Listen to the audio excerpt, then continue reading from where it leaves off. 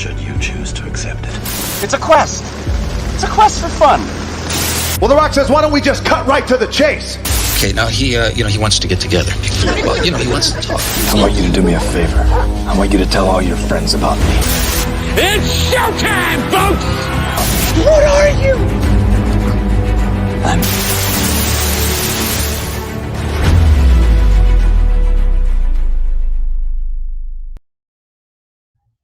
Season's greetings and salutations, everybody. Welcome to another episode of the interview series we have for you here at Nerd Culture. My name is Ryan. I am your host. Our guest this week is artist and writer Rodney Fyke is joining us this week. Rodney, how are you? Hey, I'm good. How you doing?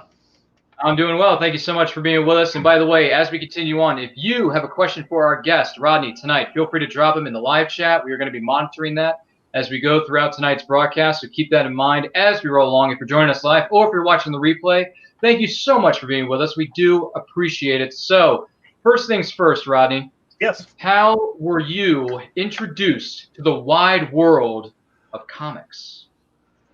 The spinner rack at the grocery store. I was probably 4 or 5 years old, trailing along behind Mom, pissing and moaning about some Captain Crunch cereal or whatever, and come across the comic book stand, the spinner rack, in all the bright, pretty colors, and I was hooked. Art runs in my family, so it just came to me naturally, and I picked up a copy of an issue of JLA. I don't even remember what issue it was, and I got it and kind of just tore through it for a couple of weeks or so, and then I came across an issue of Fantastic Four, the Avengers, and that was probably issue 174 or 173, and I've been a Marvel zombie ever since, and just started drawing. I've always drawn as long as I've been able to hold a pencil, and I just started drawing superheroes when I found the comics. Yeah, that is quite amazing. So who would you say were some of your favorite comic book writers or artists while you were growing up at the time? The very first time I realized, I looked at a book and realized that I liked a style. I liked it, but I didn't understand why I liked it because I was so young, was Neil Adams. Oh. And it was just, his characters were so, Green Arrow looked like Hutch on Starsky and Hutch. I'm dating myself now. He just had the feathered hair and he was cool looking and everything. And of course, the Black Canary had fishnet stockings. So come on now. For a 5-year-old kid, you can't beat that. And that's so Neil started it all. And then I'm a whore for John Byrne and George Perez. Love Bill Sienkiewicz. As far as writers go, Wolfman, Claremont, I like them all. Gaiman, Mike Moore, David Michelini is a very underrated writer, and he was the author of a lot of those old Avengers books that I read, and he had a book for the Epic line for Marvel back in the 80s called Boz Chronicles, which was really, really good. And today, I don't know. I really enjoyed what Matt Fraction did a couple years back on Iron Man. But I'm into a lot of indie stuff. Geez, now you're making me think about all my indie guys. Oh man, Chew. We were really big into Chew. Loved Chew a lot. What the hell? Luther. See, my memory for that stuff is terrible. Luther Strode. Do you remember that book? I'm not 100% sure, and I'm not sure about that one. Sorry, I'm still a little bit new to the comic book universe, so. Okay. Yeah. It's about a 7 or 8 year old book. I think it's an Image book. Obviously, Walking Dead. I was back in the 90s when Image was in its heyday. Was back when I was doing my first run through the independent comic scene, doing the Superior 7. So Joseph Linsner, Cry for Dawn and all that stuff. Brian Pulido, Chaos Comics, all that stuff from the late '80s, early '90s. I was really big into all that stuff. Anything Kevin Smith, all the movies and all the comics and stuff that he did. I really loved all that stuff. Hey, Terry's in the house. Hi, Terry. Yes, I see Terry's here. Thanks for being with us. Yeah. Yeah. So Jim Lee, loved Jim Lee's artwork. Mark Silvestri. I really, and this is either going to piss people off or make people like me more. I liked Bendis, Brian Michael Bendis. I loved what he did with the Ultimates. I haven't read anything he's done for DC for no reason, just other than what you and I talked about backstage. I just kind of don't buy floppies, and I haven't gotten around to buying the trades. Current guys, I haven't read any of the stuff that's going on in Thor right now, but I've heard a lot about it, and I've watched some videos on YouTube, and I'm really, really amped to go check that series out.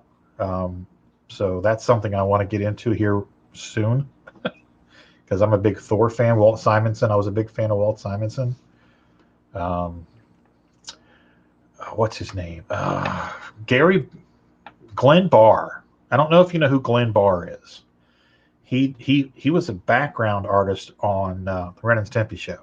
Worked for did that, and he did some creator-owned stuff. He did a trade paperback called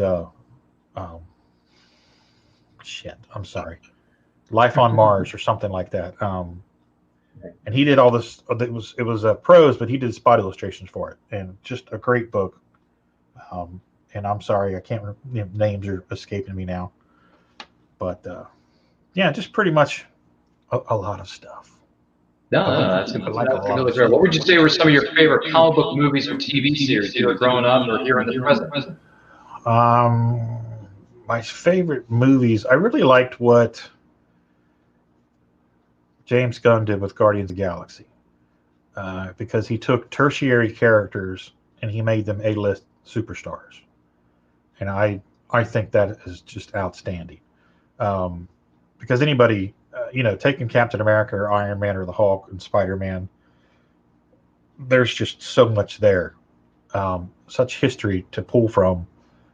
And Guardians of the Galaxy, they've always been kind of peripheral characters, and they just took them and just blew them up.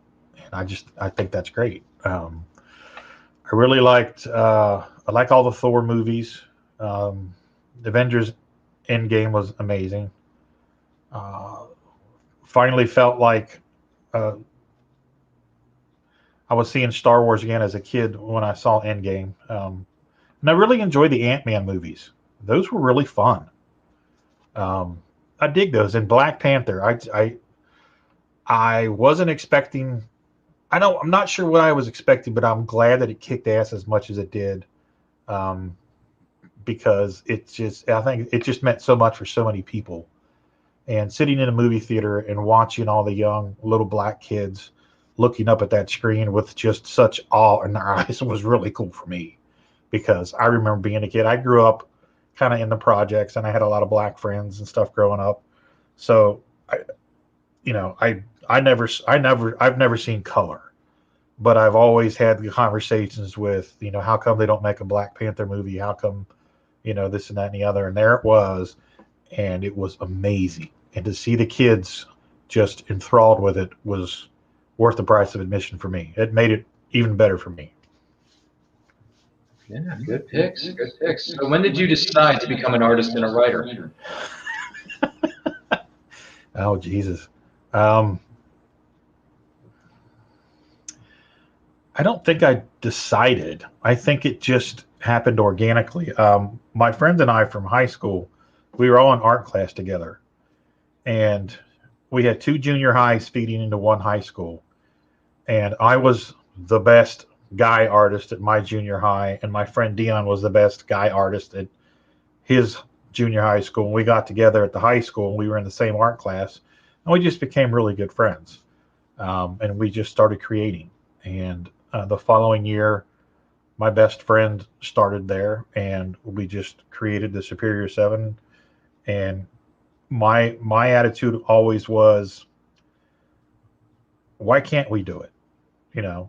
These let's just do it. We, with no really thought to this was going to be a stepping stone to Marvel or DC or anything like that. And you got to keep in mind, this is the mid 80s. And we just did it for the love of doing it. Our thought was to put into the Superior 7 what we always wanted to see in the X-Men or Alpha Flight or the Avengers or Fantastic Four or the Teen Titans that they never did, So we put all of that we wanted in our books, and it's just been nonstop ever since, with a 10-year gap in there for life getting in the way. But yeah, it's. I mean, I'm constantly creating. It's always. I've got notebooks and sketch pads and just full of stuff.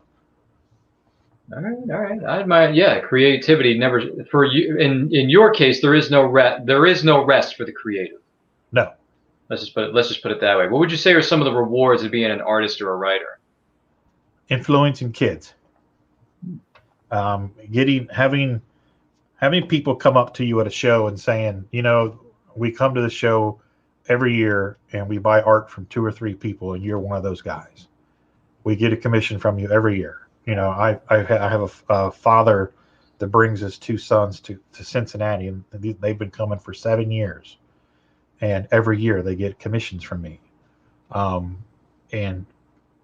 I'm one of those guys that I love to teach. I'm not one of those guys who are scared to give up the missile codes. I don't guard my seat. This is how I do it, and this is how it's done. Here's a better way to do it. So yeah, teaching, showing the kids, making people smile, making people laugh. I'm just a big, an old goofball.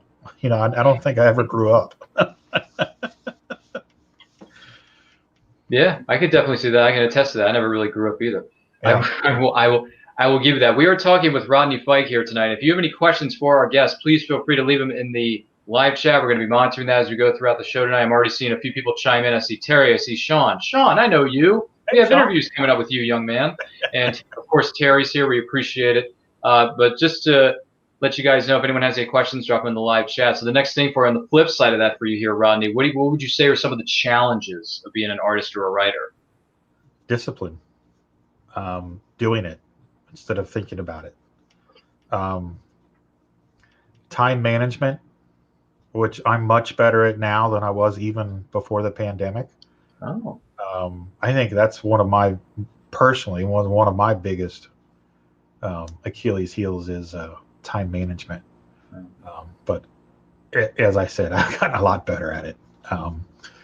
And just procrastination. Facebook is the devil. It is the sucker of time. Yeah, Facebook is a good way to keep in touch with family and friends, but it also takes way too many hours out of your day. Yeah. Facebook is the biggest distraction online, and yeah, I can agree.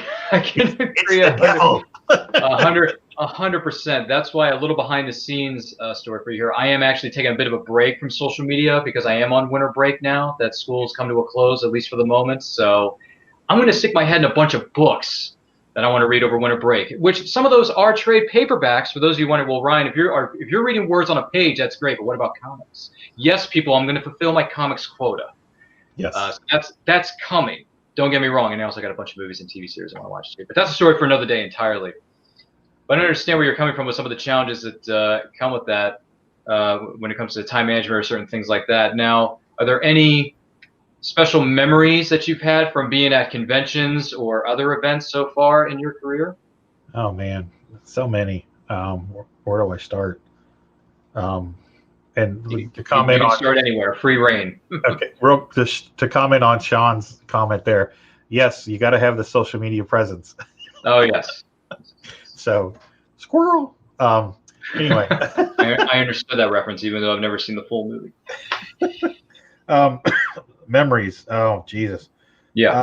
Standing at the urinal in New York in 1990 and having Stanley come up next to me and asking him for an autograph. I had a Rapidograph technical pen on my shirt here. Mm-hmm. I handed it to him to sign it, and he was like, "What is this? This is not a pen." And he hands it back to me, and he had a blue Sharpie on his. He said, "Now this is a pen." And I had a big piece of illustration board and people doing sketches and stuff on it.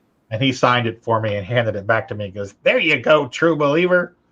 So, I got Stanley's autograph at the urinal. That was funny.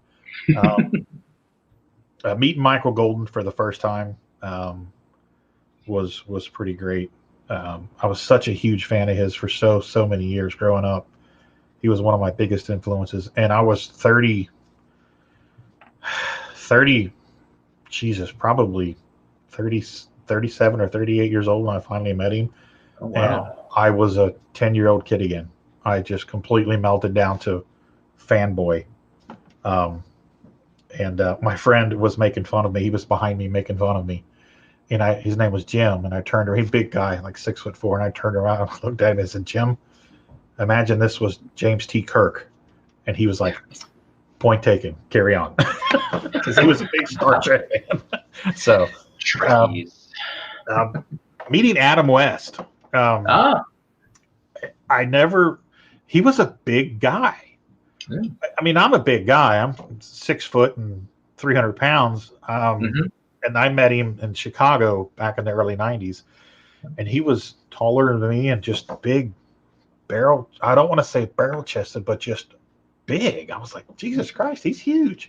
And he was an absolute gentleman. Super cool. There's just sitting next to Kevin Eastman, Joseph Linsner in Chicago, in New York at conventions. Your table mates and stuff like that. Seeing celebrities and stuff before the show starts.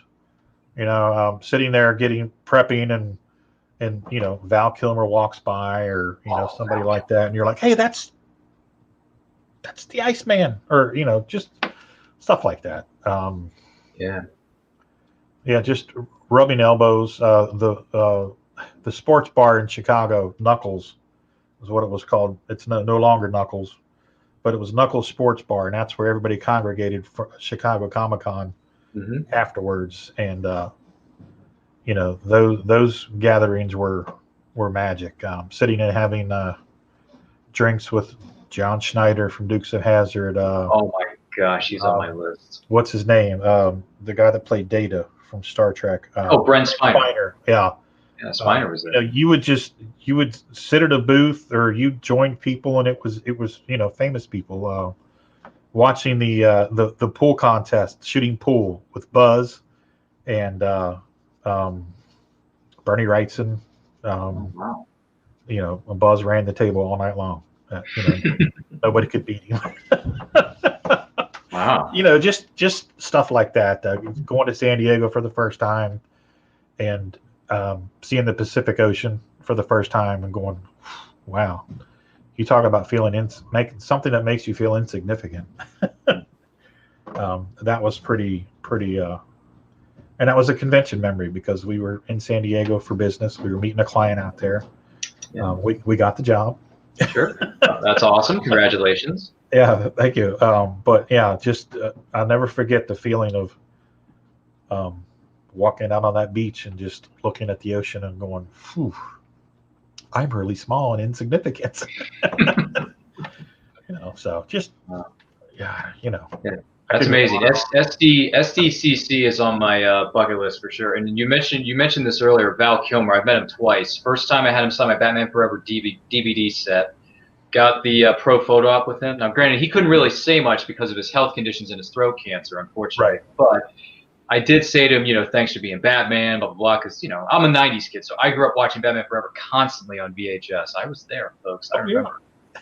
So he was cool to me. And then the next time I saw him, I had him take an 8x10 that was sitting at his booth that his handler was, looking after. I said, can you have him sign this? I don't like you because you're dangerous. and I had it, and he signed it word for word like Ryan. I don't like you because you're dangerous. I'm like, Millennium was just made. There you go. Because a lot of us out there who are familiar with the Top Gun name and the Top Gun cast, yeah, I'm a Top Gun fan through and through. Yeah. So to have him sign my generation of being Batman and then a different generation of being Iceman, like come on. Yeah. And then, of course, I'm your Huckleberry. Yes. Can't forget about Doc Holliday, Johnny Ringo. You look like someone walked on your grave. Yes. So, if Val Kilmer, if you're watching this, that was my best impression I could do for you on short notice. Yeah, I have seen Tombstone. I don't watch Tombstone as much as I watch his other two movies, but Tombstone is fine. But I'm more of a Batman Forever Top Gun guy. But that's me. But Tombstone's one of those movies. If you're surfing channels and it's on, you stop and you watch it. Yeah, if the mood strikes you, for sure. Yeah, there's no question about it. We have a game we haven't finished yet. Yes. And the funny thing is, Johnny Ringo, I didn't know this at the time, played by Michael Biehn, a.k.a. Kyle Reese from the Terminator. It's like, dude. Yep. And granted, it took me a hot minute to go back because I never saw the original Terminator until some years ago, but when I did, I was like, this is freaking awesome. The Terminator, the first one, this is going to be a hot take for those of you watching. I'm sorry we're getting off topic here. I apologize, Rodney. That's okay. But the Terminator is my favorite of the entire franchise. Everyone has number 2 as the number 1, but for me, it's OG 1984 or nothing because Kyle Reese was freaking awesome. Yep. It's a sci-fi horror film. The tech noir scene is one of the best, well put together scenes in the history of cinema. And the soundtrack, because it's the 80s, is awesome. I met Michael Biehn. I met Michael Biehn at a show, and I had him sign my Terminator Blu-ray. You bet your bottom dollar I had him sign it. Imagine going for the first time in '84 and seeing it in a movie theater, and how I wish I could go back in time and see it because the Terminator. Sorry to age some people out there, but the Terminator was a few years before my time. Yeah. Oh yeah, we saw that and Aliens at the movie theater. I was like, oh my God, this is amazing. Ghostbusters, all those great '80s movies. They were just. It was going to the movies back then was just out of sight. It was just so much fun.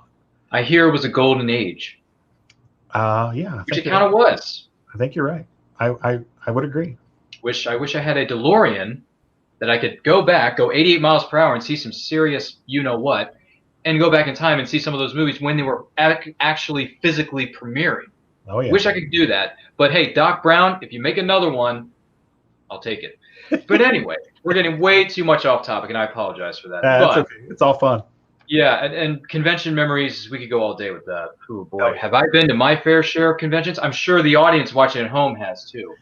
Oh, yes. So outside of that, outside of your special memories that you've already had, are there any writers or artists that you hope to work with or meet in the future once Earth safely reopens?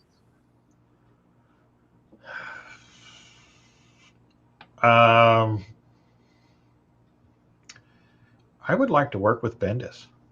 Okay. I met him in Chicago back in the early 2000s when he was nobody. And I stood there. He stopped me. I was walking past his table. And he stopped me and he started talking to me. And I stood there and talked to him for an hour. And he gave me his book, Fortune and Glory. And he gave me, was it Torso? Or what was the one before Torso? Something Fish. But he gave them to me. Mm-hmm. And I went back to the hotel and I read Fortune and Glory and I was like, Jesus Christ. And went back the next day and talked to him for another hour. He was just such a relatable person. He was so nice. And I've had a lot of people accuse me of writing like Bendis. I'm very dialogue heavy. Tarantino and Bendis, people which is fine with me because I love both of those. But I would have to say I would love to work with Bendis. And people that I would like to meet, I don't know. I've met so many people over the years. I'm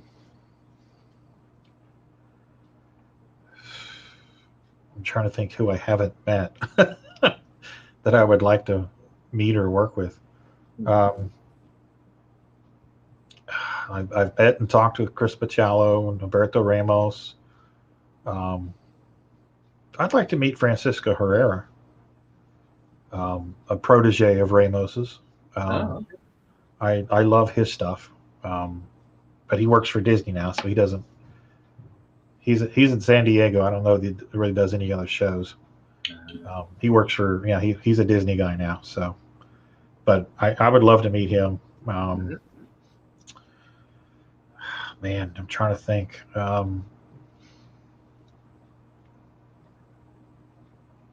Insert Jeopardy theme music here. Yeah, like I said, I've met so many of them already. Yeah, I would like the guy. I can't think of his name. The guy that's writing Thor now, because I read some of his backstory, and he's been through some pretty heavy shit. Some similar stuff that I've been through with family members. Oh, I see.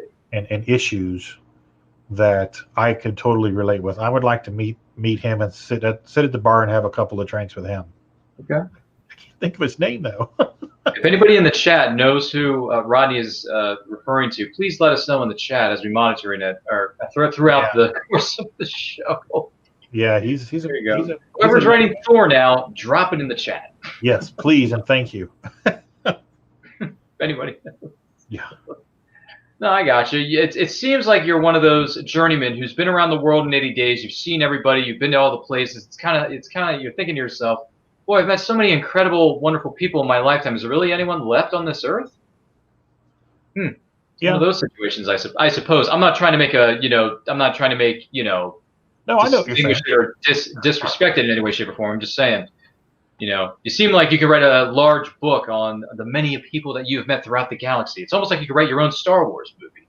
Yeah, I'd be down for that. I've actually got a Star Wars story in my head. That could segue into another question. What is your hypothetical? What is your idea that could potentially flip the Star Wars galaxy on its head and make it something bigger and better than it's been before? What do you got for us? Well, I'm not going to tell you the whole story because I don't want somebody to steal it. But of course not. No. It involves a janitor. Okay. A space janitor. Sure. And eventually, I want to. I've written a couple paragraphs here and there, but I would like to, dedicate a week to sitting down and writing it out, and then I've had my eye on. I've been looking for somebody to draw it for me, just because. I mean, I could draw it, but somebody else would draw it quicker. Donnie Cates, that's it. Oh, is that the person's name you were trying to think of? Yeah, thank you, Terry. Donnie Cates. Right. Thanks, Terry. He just seems like his stuff it's off the beaten path, but it's epic. Okay. The Thor stuff that he's doing just looks epic. I like the sound of that. Yeah, he's just falling up to the rafters and he's beating down all the support beams and he's just raking havoc, and I love that kind of stuff. And he's just, from what I hear, he's doing it in spades. So I gotta go out there and get his stuff sooner rather than later. That's a fair point. All right. Well, we look forward to seeing what sort of things develop within your potential Star Wars story on a space janitor type character. Yeah, and I don't know how I would present it. Sure. Obviously, I would it would be through Hasm. Our company Hasm. But yeah, it's definitely on my to-do list. Okay, that definitely sounds like a plan. Something could potentially be really good to look forward to within the year of 2021. Now, speaking of Star Wars stories, I'm sure you're aware of all the news that the executives at Disney dropped a few days ago. The cajillion projects centering around the Star Wars universe, the Marvel universe, the Disney Pixar universe. My goodness gracious. I mean, we had two colleagues of ours who do a different show, and they went 3.5 hours just going over the Marvel and Star Wars stuff alone because there's so much to digest. But just to keep it kind of quick here, any thoughts on the Star Wars projects that are coming our way? Yeah, I'm really psyched for Rogue Squadron and really psyched for the Cassian series. Yeah, I'm excited about those too. Yeah. I think that I loved Rogue One.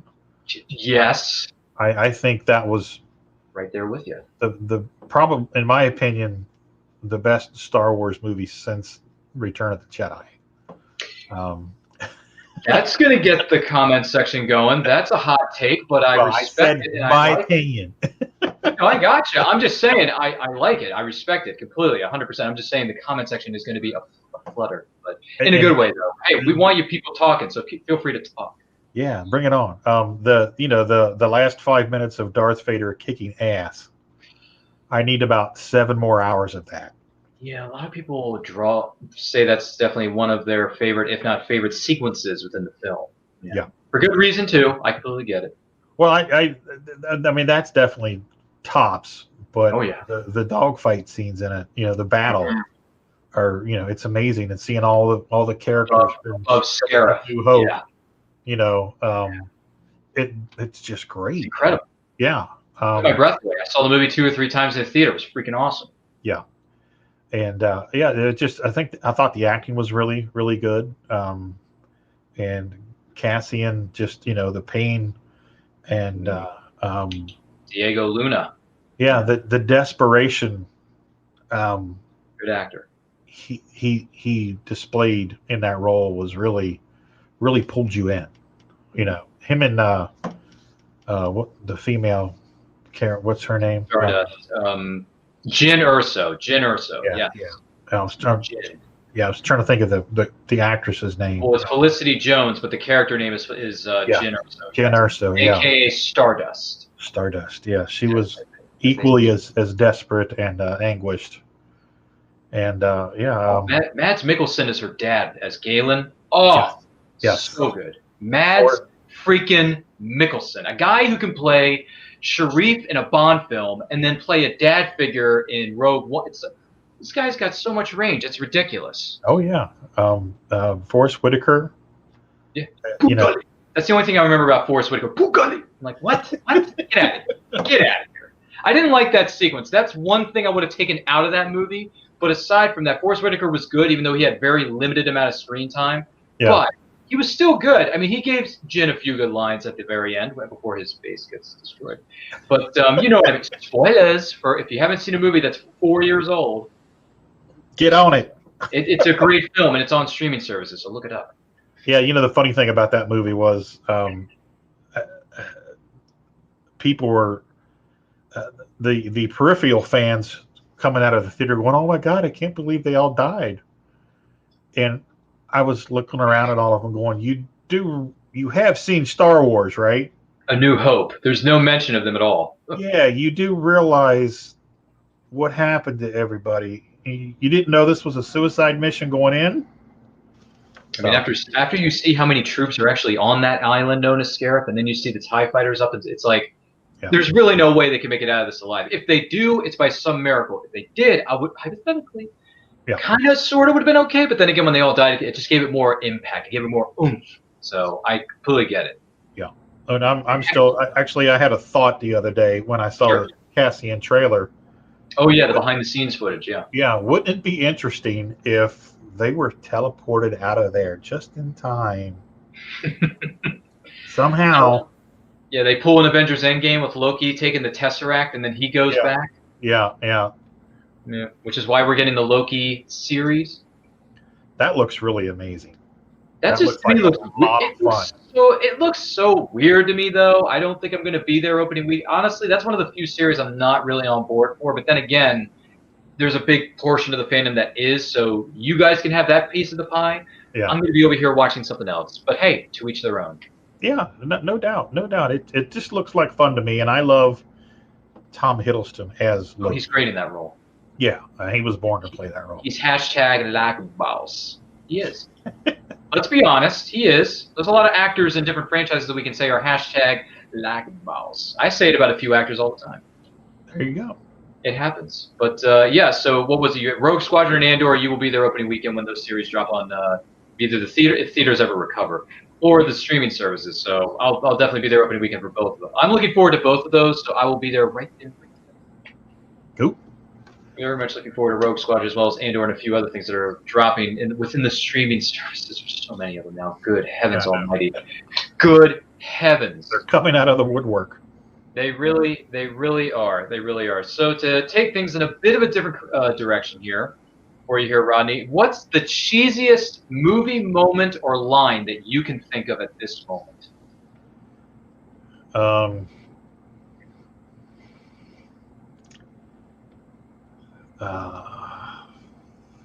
trying to think how it goes. Chet from Weird Science. Bill Paxton's character. R.I.P. Yeah, that was very shocking too. That was terrible. Oh, yeah. What did he say? I can't remember. I can't think. It's when she turns him into the big pile of shit. Oh, okay. I was thinking of a different line before he turns into that piece of the character, but okay. Then I can't help you then, because I was thinking of a line when he's actually still in human form. I apologize, but well, that's what I was. It came to me immediately, and then the line of dialogue left. It's right on the tip of my tongue. I can't think of what he said. So if you can think of it, please help me out. In the human form? Yeah. Okay, the line I'm thinking of is when he grabs one of his, what was it? His cousin. He's the cousin of those two, right, or the brother? He's the older brother. He's the older brother. Okay, so the older brother grabs the younger brother and he says, "Boy, I wouldn't give a squirt of piss for your ass right now."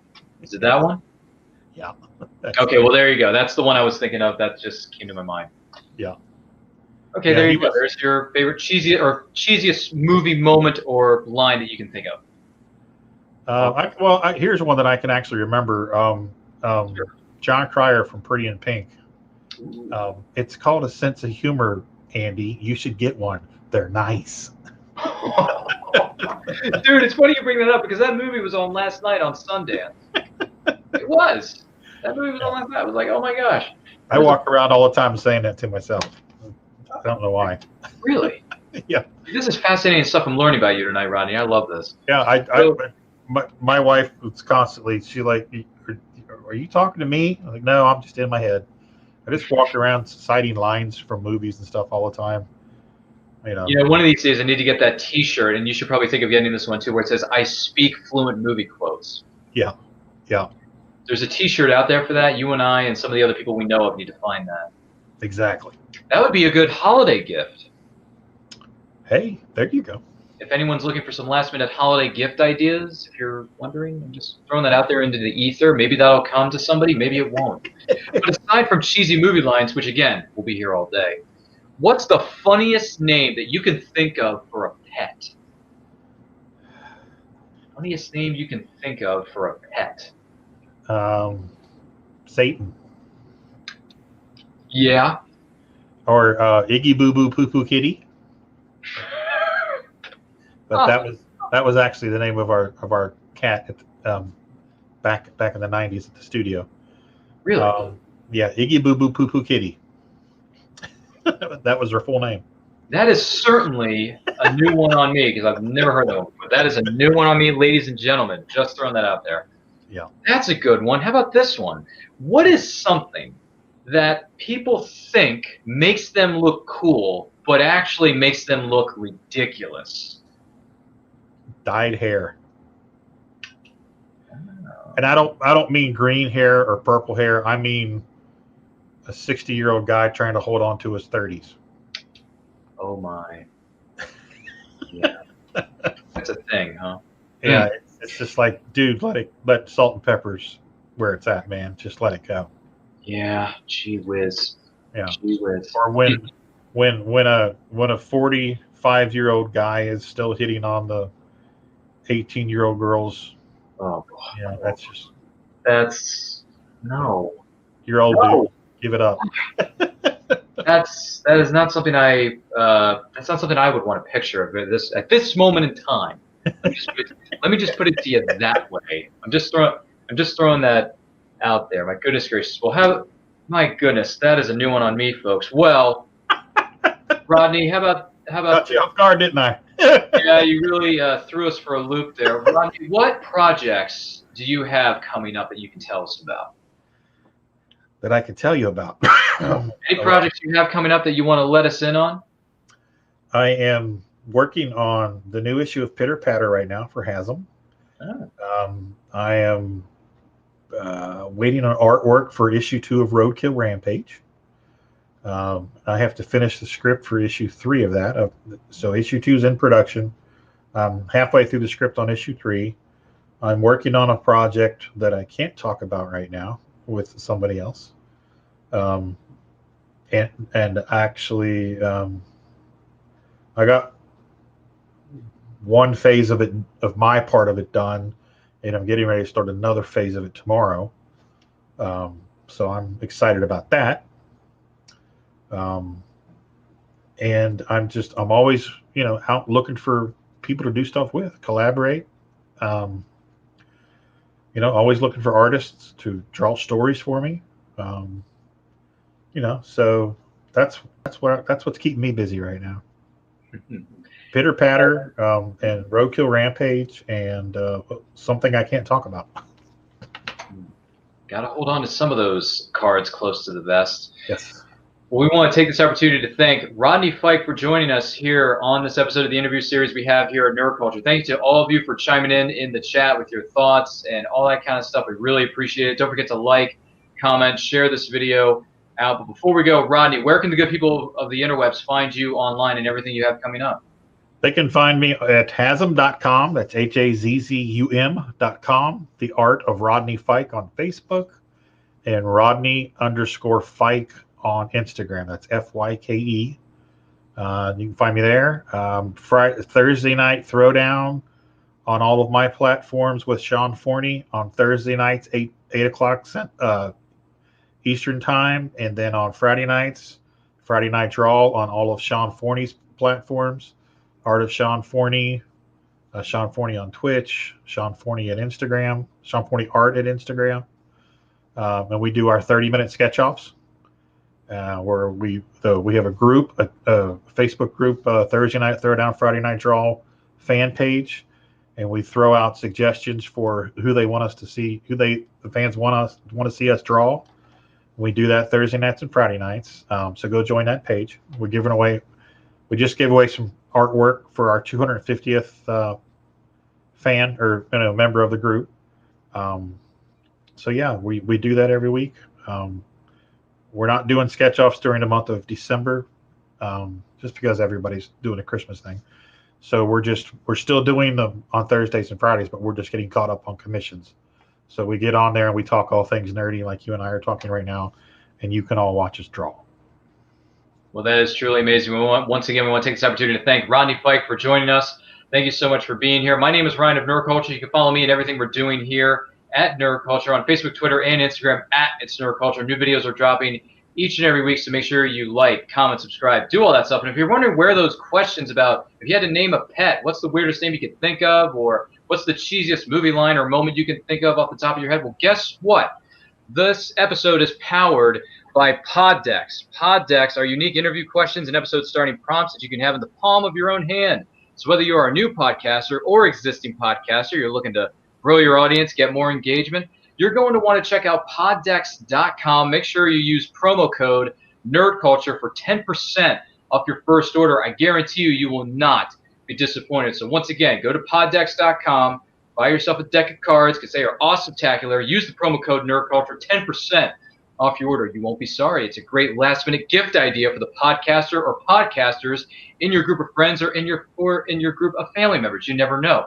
But in the meantime, everyone, thank you for joining us. Stay healthy, stay safe, stay strong, and happy holidays.